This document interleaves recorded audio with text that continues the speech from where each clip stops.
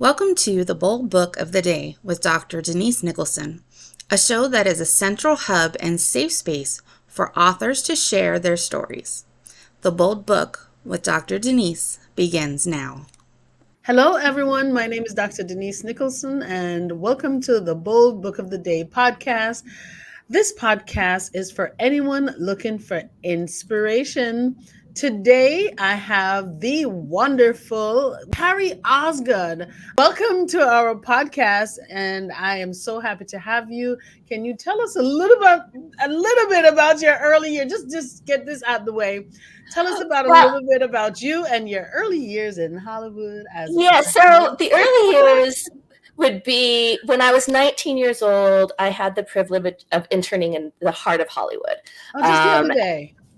And so, but it was, in the mid 90s. I'm going to date myself, but it was a very profound experience. And I had always been passionate about storytelling, but this is sort of when I learned most about the machine. And I realized from that experience that, then I studied and participated in much more traditional storytelling, as well as going into theater, studying film studies, those types of things. And that's when I realized that what I loved to do the most in Hollywood was designing the posters and the programs and the graphic design. And so I then went to art school and got my master's in communication design. And that's when I went into branding, into journalism. And that's when I really discovered my love of non-traditional storytelling and more alternative forms of storytelling and cross-format storytelling. And that led me to sort of specialize, even though I have this really solid foundation in sort of what everybody does and the machine of the formulas of how everything's done. My passions are merging that to then expand what else is possible. And so that brings into sort of, who I am today, fast forward a couple decades, where I pretty much find myself being sort of the definition of the person who's out of the box, who isn't necessarily clearly defined.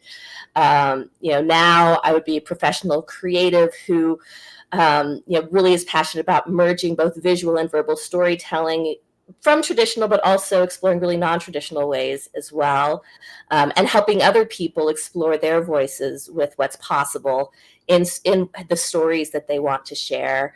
I'm out of the box also because it inspires a lot of the work I do, and that I'm an avid traveler, and my travel photography actually appears in some of the work I do. And I'm also out of the box with regards to professionally. I used to, I started in the corporate world, Hollywood for theater, but then I worked journalism and in branding, and that was the 9 to 5. And now I'm much more in the mosaic career where I do, I'm a part-time professor at multiple universities in design, art and design and journalism programs. So again, you wouldn't necessarily think, you would just be one thing or the other. I'm very much in the cross-pollination of things. Yes. But I also do creative consulting. And then I also am now doing my own work, which is part of why I'm here today to talk about my new books. Yeah. And then, and then the inspiration for a lot of the stories in my books is that I also tend to live sort of a non-traditional life. In that, obviously my professional journey, that's doing all sorts of different things.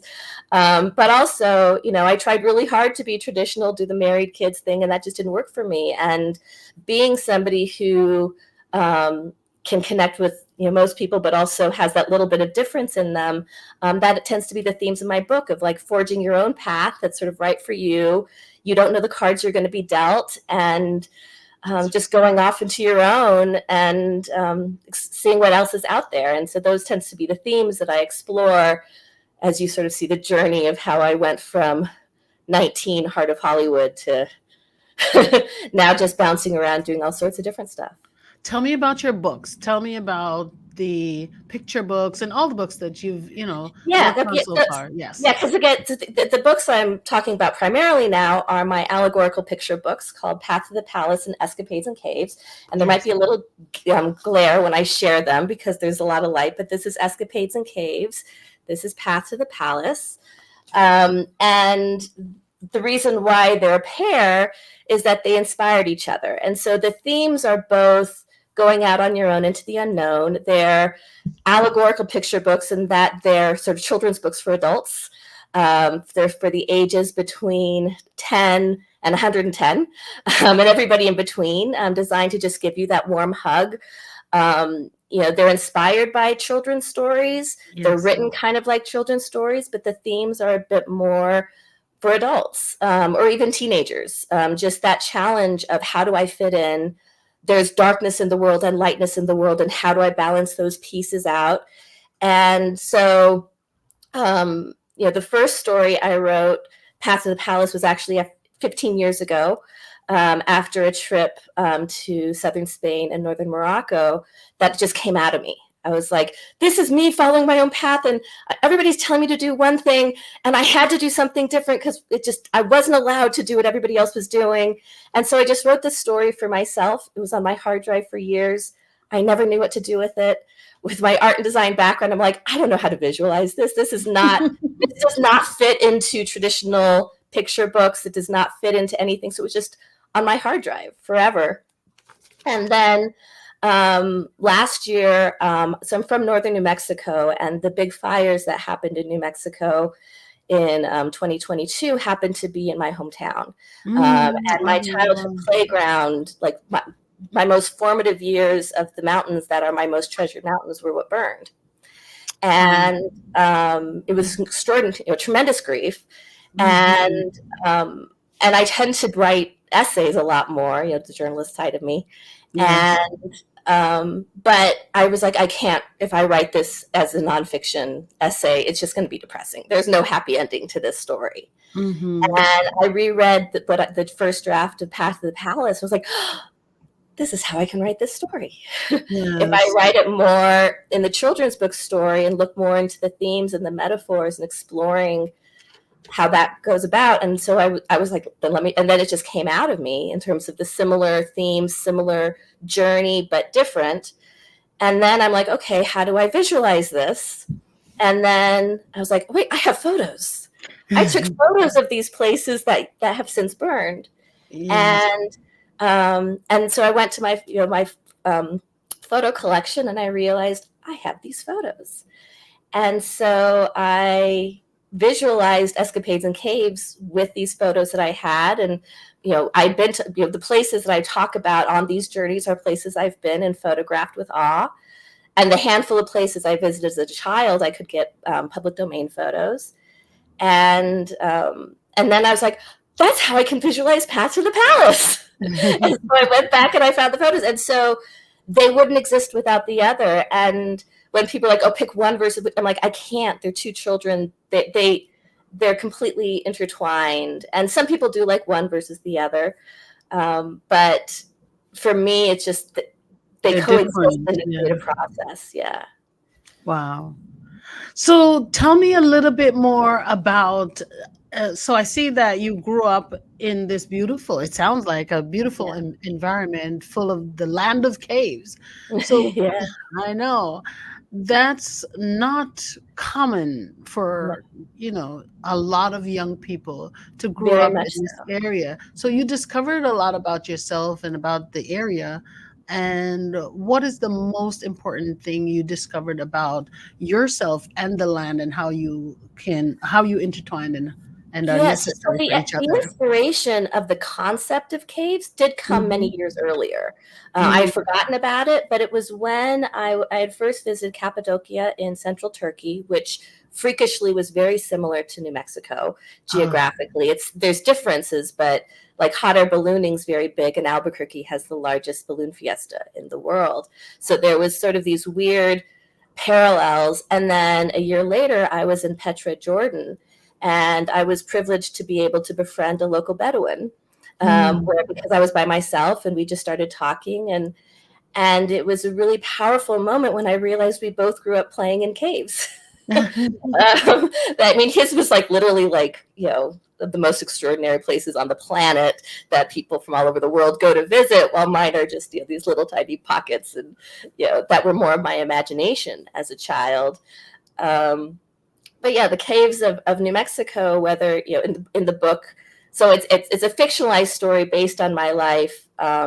It's sort of how I'm bringing it all together, but the places are real. So in my childhood, there was across the street a hill that had a little cave. There were these caves that I would always, on this road trip, we would always do it. Always count the caves that we would go by, and there are all the cliff dwellings in the Southwest, whether it's Mesa Verde or Bandelier, and you do have Carlsbad Caverns in southern New Mexico. So there is a land, it is a land of caves. And having been to these other places that have caves, it was sort of, I always kind of knew I was going to do something with it, but I never knew how or why. And it took the tragedy of one of the areas basically the area of the Covert Caves is the area that burned, that made me not only think about the caves, not just as literal caves, but just the poetry of the emotional journey that I was going through my grief, but also my comfort. Like those, it's like you're in your childhood. It's like that's your playground. That's your safe place. Yes, it's your beautiful safe space. Yes, of being in this beautiful cave of whether it's creativity, of imagination, of safety, of security, of shelter, all of these positives with caves, but also I do begin with the Joseph Campbell quote about caves. He's known for, in his hero's journey, approach to the inmost cave is one of the steps. And so it is that metaphor also, I guess, going back to my Hollywood training, of, characters and people in the darkness of those caves, not just those positive, beautiful solitude aspects of those caves. So that would be how Escapades and Caves sort of came together with those themes. That is a beautiful, taking me through the story of your life and how you intertwined your connections with caves, with other caves around the world and other people that has the similar experiences. I appreciate that. But most of all, how do you use the images to enhances the experience that the reader is going to have? And then how did you use that to tell the story for the protagonist? Yeah. So, that's where my design training and my art training comes in. And the fact that my travel photography, which is the bulk of the book, is me doing my exploring. So you can kind of see that perspective. I was talking with a friend of mine. She was talking more about Path to the Palace, about how you just feel those feelings that you're talking about, because I'm sharing the actual journey of the protagonist, which is me, but it's not. It's everybody. It's obviously that's the fictional aspect of it, trying to make it universal, but starting from your own specificity. Yes. And so the photography that I was choosing was just what's going to give that emotional resonance, and also how am I going to crop it? How am I going to have the photos work together to not only be literal in showing these places, but also help you, the communication side of photography and visual storytelling. And I also like sort of the conceptual side, like what's the metaphor, the feeling. And so that helps me choose what those visuals are going to be, where if there isn't an emotional feeling, then why am I showing it? Right. You want people to connect. I want people to connect. And so the photos that I chose, and in terms of for Path to the Palace, I do tend to be a little bit more abstract with some of those photos. Yes, describe some of the imagery in the Path to Palace. Yeah, so Path to the Palace was so I want to backtrack a little bit about the story before I go into it, because with Path to the Palace, I actually don't want the places that the literal places that inspired the story to be the focal point of the story, because that story really is the journey of just everybody is able to go to the palace and she couldn't. And so she was like, but what I really wanted to do is go here. And everybody says, never go there. Don't go there. And so, but then she's like, but I can't go where they're telling me to go. So I just have to go where I want to go, because that's my only option, because I can't do what I'm supposed to do. And so then she goes to this crazy adventure that is amazing and opens everything up to her, makes her feel so completely whole and complete. And yes, it's different, but it fit her specifically. And then she does go, I was like, oh, maybe I'll be able to see the palace, but I'm good. I don't need to see the palace. And then she's able to, in a truly magical way that was incredibly unexpected. So I'm giving up the plot, but the stories are meant to be read over and over again, because it's about the feeling of those journeys. And so it is inspired by an actual trip where the palace is the Alhambra in Granada, Spain, and Mountain Maze Town is the town of Chefchaouen in northern Morocco. And it did happen to me. I was not allowed to go visit the Alhambra, and everybody else could. And I added a handful of other experiences in my life where I had been rejected. So it's not exclusively that. Mm-hmm. And going to Morocco on my own, I think I was, 32-year-old woman. Mm-hmm. It was not something people did. And I found a way to do it, and it was spectacular and gorgeous and completely blew my mind. And so so I sort of combined these two experiences into this story that helped me in my 30s be non-traditional, not following the traditional path. You're supposed to get married and have kids, and that just was not working for me. And so again, focusing on all those pieces. And so that's why it was like, I had it on my hard drive for 15 years. What am I supposed to do with this? So after realizing I had the photography, I did go back to what I had taken photos of those two locations. And I did have, some of the photos are just of bricks. Some of the photos are of patterns. They are of sort of the blockage, those feelings that I had because I was experiencing it in the moment. Right. But in terms of fictionalizing these stories to make it more universal and more, anybody can be this person, anybody can have these challenges, and these photos, in how they're designed, how they're cropped, some of them are literal, this is what it looks like, while others are designed to be a bit more, this is how it felt like. This is how it felt to be in the dark hole. This is how it felt to be blocked. This is the darkness that I faced. And then this is the joy. This is the, so I was pleased that I had these photos when I realized, most of these books are almost always are illustration.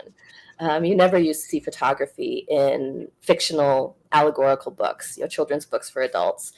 But I did have them. And I feel that the photos I was able to package together made it far more powerful and potent than if I had used illustrations, because Yeah. the feeling of capturing those photos is also in the feelings of the protagonist, which, both stories are, I'm, bringing many different experiences, not just these primary ones I'm talking about, to sort of emphasize those feelings of forging your own path versus exploring the coarseness and the comfort of caves. I realize that both of your book emphasize the importance of individual journey, and hearing your experience, now I know why. Yes, because it wasn't necessarily my choice. It was just how my life worked out. And I feel that there is the individual journey, but we all have individual journeys, and we have collective journeys. We have shared journeys. I travel with friends and family all the time. Like, it's not just those things. I have my amazing network of friends and family, but doesn't necessarily check the boxes of what a life is supposed to look like. Right. And to me, I'm somebody who, every person is their own person. Yeah. However you're, and there tends to be a lot of, but we need to group and classify and categorize. And to me, I'm happiest when I'm with people who are all themselves. Everybody has their own story. Everybody has their own journey. Everybody has their own worth. Everybody has their own story within them that's only theirs. And it's sort of become a theme through the stories that I enjoy exploring, partly because they're also what makes me me. Yes. And so, yeah, I mean, I do tend to be somebody who, I tend to be a one-on-one person. I mean, I can totally do the group parties and everything, but if I'm just connecting individually with a person, like, that's you. That's when you can feel those really deep magical connections that are something that I think are often forgotten and undervalued sometimes in our society, where it's about the quantity of how many likes, how many people are paying attention to you, as opposed to what's the quality of you with other people, and you with the world, and you with yourself. Individual journeys is important. Now, Yeah. tell us a little bit about how can you wrote about the comfort and the coarseness of the caves, Mm-hmm. and how does that duality reflect in real life, in Oh, real yeah. life journeys? Tell us a little bit about that. Oh, absolutely. I think that, there are some people who are terrified to be with themselves, Hmm. or when they are with themselves, they feel ostracized and judged by other people, in the sense of, why aren't you like everybody else, or why aren't you doing this, or you're a loner. I wrote an article years ago, called "My Life as a Both Brain Ambivert," where it's like I'm somebody who can be called both a chatty catty and a loner. And I'm like, how is that possible? Because there's sort of this us versus them in many aspects. And I'm sort of losing the track of what was the focus of your question again? Oh, I was Oh, asking the duality of, the coarseness and yeah, comfort, or comfort and coarseness. right. And so, I mean, I know that there are many books coming out now, whether it's about solitude, being solo, those types of things. I've been seeing this trend on that. But there is, we often think that it's a darkness to be in a cave, that it's a pure negative. And there is, when you're in severe grief, oh my goodness, like that's just darkness. That's you in your individual journey with your own darkness that is up to you the only way out is through. Hmm.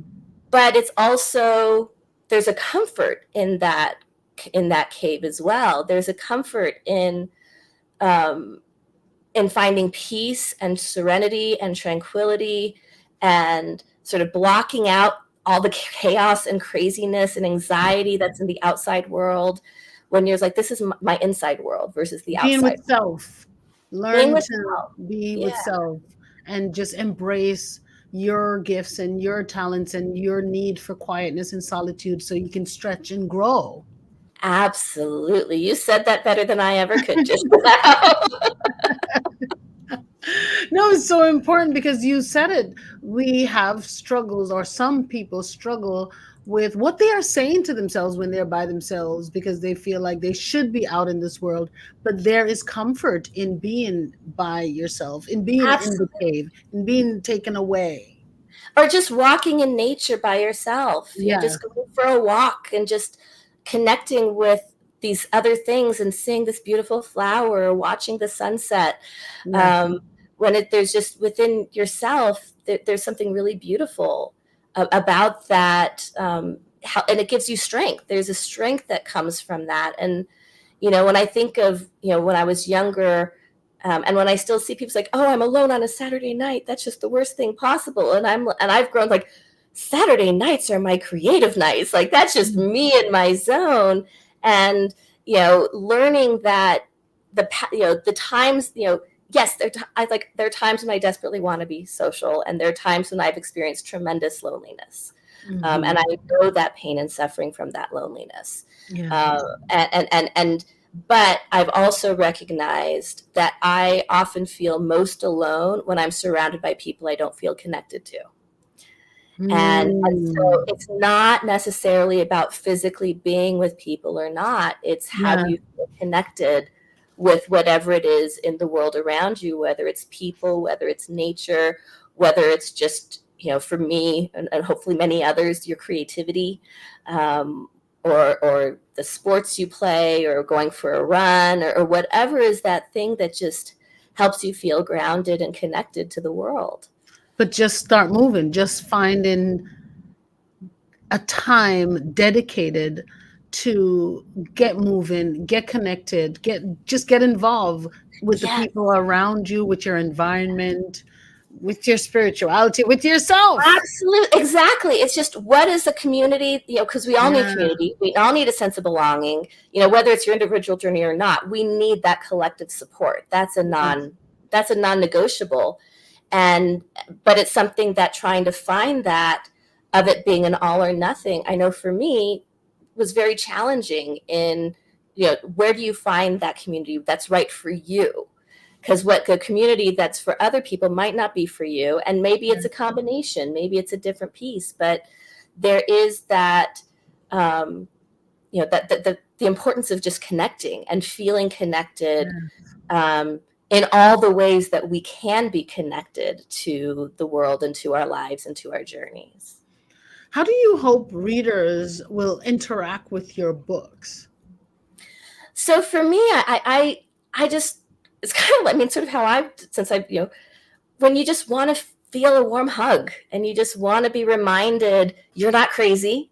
Yeah. These feelings are normal. There is, within the darkness, there's still light, but too much light, as I say in caves, too much light burns, and too much, it's about the balance, and to remind yourself, to reground yourself in that, to feel anchored when you're feeling, these books are designed for when you're just feeling off, to just be like, oh, okay. This is just me feeling a bit more connected. This is me reminding myself that these feelings are normal, that these experiences are, whether you're feeling excluded, whether you're feeling trapped, that's being a human. And the beauty of humanity does have some darkness with it. Yeah. And it does have those obstacles, but they're overcome. But only you, and that's when we get back to the individual journey. You're the one that's going to overcome them in your way. That's not something that other people can do for you per se. They can help support you. They can be your safety net. They can hug you. They can help guide, pull you out. But it's still, there's still, your agency within that. Yes. To figure those pieces out and to find that peace and serenity within that. It's important for us to just take time to enjoy imagery and the stories that we can evoke in ourselves from the imageries. And I think that's what your book has given us the autonomy to do. Just enjoy imagery and the stories that we can create from just putting ourselves in the places that your pictures are showing. So have you received any memorable feedback from readers about how your stories and the images have impacted them? For me, I have gotten some comments. The joys I've actually had is just watching people read them. Oh, wow. Just like being in front of, when I was testing them out and just sharing with them with different people I knew, whether they were my students, whether they were my friends, whether in the different worlds I've been in, to just see, like, is this working? Is my goal of just making people just feel that connection, is that working? And it was really interesting to me how the people who tend to be more writers and comfortable with words, it was all about the photos. It was all just about the way you're talking. Was like, oh, I just want to feel these photos. It just feels so good to just feel this beautiful photo book. And I'm like, but there's a story in there. Read the story. And then I actually had 2 illustration students in one of my classes who they stayed late one day. They were really excited because, illustrations, children's book, that's one of the things they're studying to do. And to see them, they're like, okay, yeah, we already know the photos are going to be great. Like that, they didn't even think about that. But just to see how they really connected with those stories. And one of them's like, once she finished what she was like, then wanted to immediately go back and read the same one over again. Because I've done that. I'm like that. I can understand. Yeah. And to see how she was like, that's my journey. Like, because for her, it was like, she wants to be an artist, and her family is like, do you really want to be an artist? And the fact that for them, they had no idea it was my personal story. They had no idea how it came about. I just was like, here's a story, read it. Let me see what you have to say. And their response was really, really beautiful, because they're like, is this about this? Is this about this? I'm like, what do you think it is? And then the way they described it was they were able to put their own challenges and stories to help, and the books helped them overcome with that. So that to me was a really beautiful experience. They were seeing you in a different light. Absolutely. Because they saw that it was the stories. It wasn't me. Yes, it was. Yeah. I can't wait for people to just learn more about you and to connect with you. So how can the listeners learn more about you and connect with you? Yeah, so I mean, at this point, I'm doing lots of different things. I think the best way, I mean, if you just want to learn everything about me, just go to carrieosgood.com, and then you'll be like, oh, she's doing the consulting here and teaching. It takes you in all the different directions. But the main thing I'm working on right now is called Your Story GPS.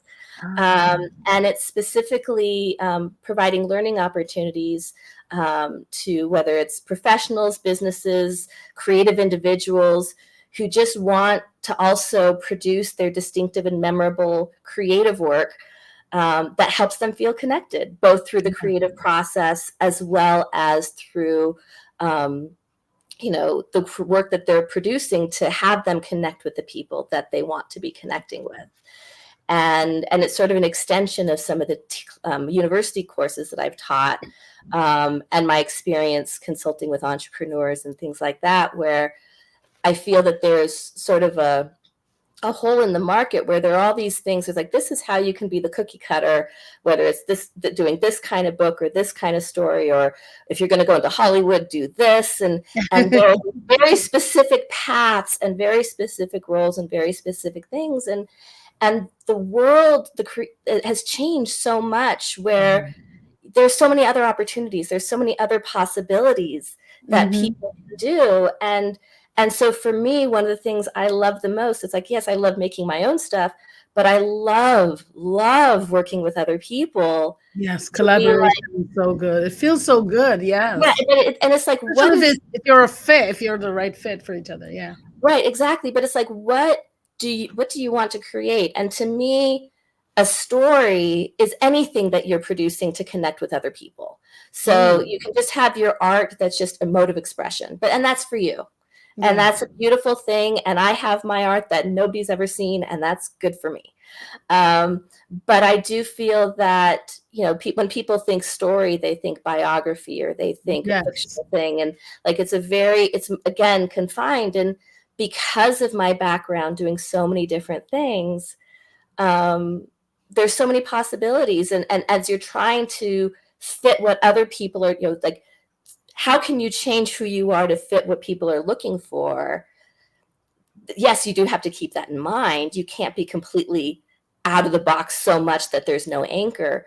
But there's a beauty in being able to really be authentically you, and position yourself as like, this is who I am, and this is and then you find your people. Then you create those connections. And one of the courses I've taught for many, many, many years is called narrative design. And, we begin in that course with learning the hero's journey, learning traditional narrative structures, all of that good stuff, both visual and written and verbal, experiential, etc. Whether it's gaming, when you're dealing with, characters and worlds with a conflict that's resolved, obstacles overcome, etc. But I also go into talking about, conceptual storytelling and cross-format storytelling and information and data storytelling. And in the final project of this course, students can do anything they want except a traditional linear story. And that assignment, that's what sort of has inspired me. It's like, there's so many beautiful, amazing things that people can do that's powerful and potent and beautiful.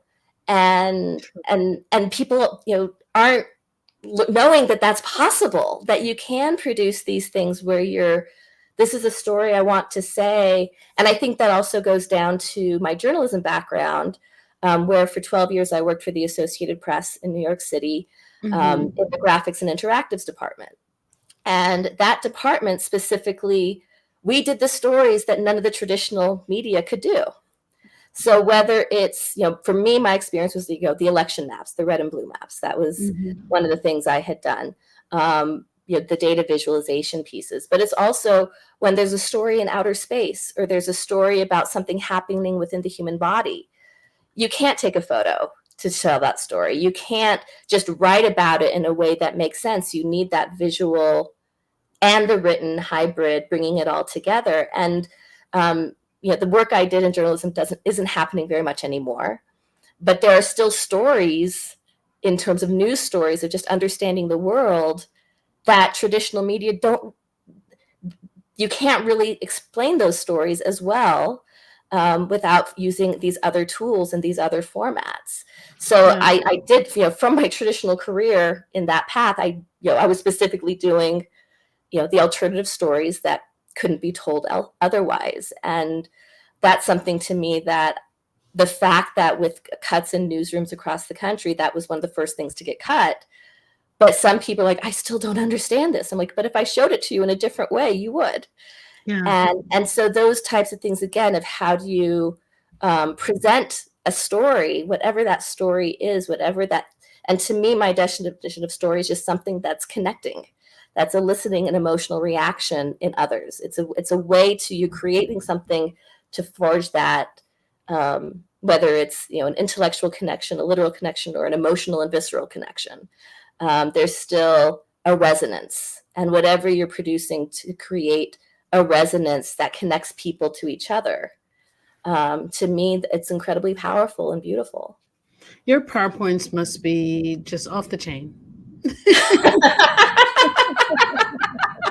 I'm just imagining how you tell a story and use just pictures and diagrams and just the way it's positioned, and because you started to talk about the red and blue and how you tell the story of that. So I'm just imagining how your PowerPoints must be so empowering and powerful to see.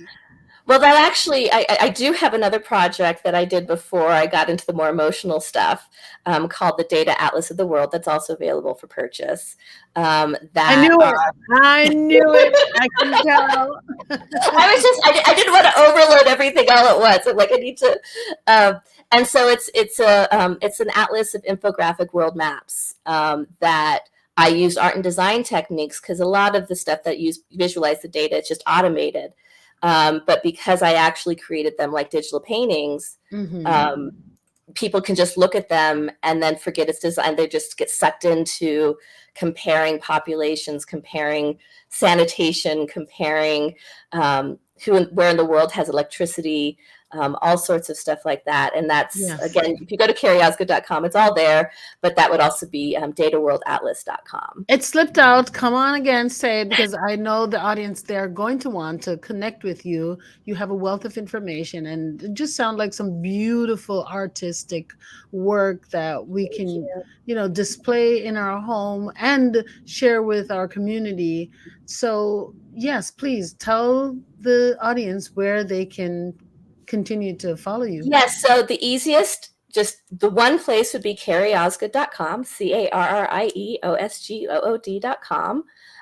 Your Story GPS is where, if you're interested in, wanting to look and feel and sound like you and try to escapate what that might mean, I'd love to work with you. And that's where that information is. Although you can buy the books from everywhere. And then you can also, if you're interested in, the Data Atlas of the World, or that would be dataworldatlas.com. But again, everything's at carrieosgood.com to help you kind of see all the different random things I do. My sister-in-law, who I saw a couple of weeks ago, she's like, Carrie, you're just multitudes. You're just all about multitudes. That's right. That's where I began. Like, I'm out of the box. I'm just going to be layers to her. Okay. Yes. Thank you so much for coming and sharing about your books, but also sharing how important it is for us to engage in our environment. Yes. Even if it's a cave, or maybe it's not a cave. Maybe it's a beautiful castle, or a pathway to a beautiful castle. Exactly. Or it might just be in your, I begin with Path to Palace of me as a child in my lower bunk bed. Where that became my little, place for creativity and inspiration and imagination. So whether it's Escapades in Caves or Path to the Palace, you can just escape and enjoy and embrace a whole new world of photography. Thank you. Thank you so much for coming and sharing. Before you go, I appreciate you coming on, but I like to get to know my bold book audiences a little bit more. And so I have 3 questions that I love to ask my guests. And the first one is, what is a bold promise that you would like to share with the audience? So I promise to do what I can to help and inspire others to pursue their own distinctive creative paths that work best for them. Whether it's through my own creative work that's hopefully inspiring you to find whatever it is within yourself, or just working with people and helping people find that journey. That to me, because everybody's, especially in the creative journey, everybody's creative process is different. Everybody's creative blocks are different. And for me to help you, like what's going to work for you, I love that. I love doing that. That's beautiful. Guys, write them down because, this is golden nuggets. What is a bold statement that you can share with the audience that will cause a paradigm shift? So this would be, you don't need to look and sound and act and feel like everyone else to lead a meaningful and beautiful life. You can experience some of life's greatest rewards when you look and sound and feel and act most yourself. Especially with how you put your creative stamp on things. Period. What's a bold move that you'd like to make in the future, Carrie Osgood? So my bold move is what I'm doing with your story GPS. It really is building this new venture, helping as many people as possible, creating this creative community for people to realize that there's many possibilities that are out there.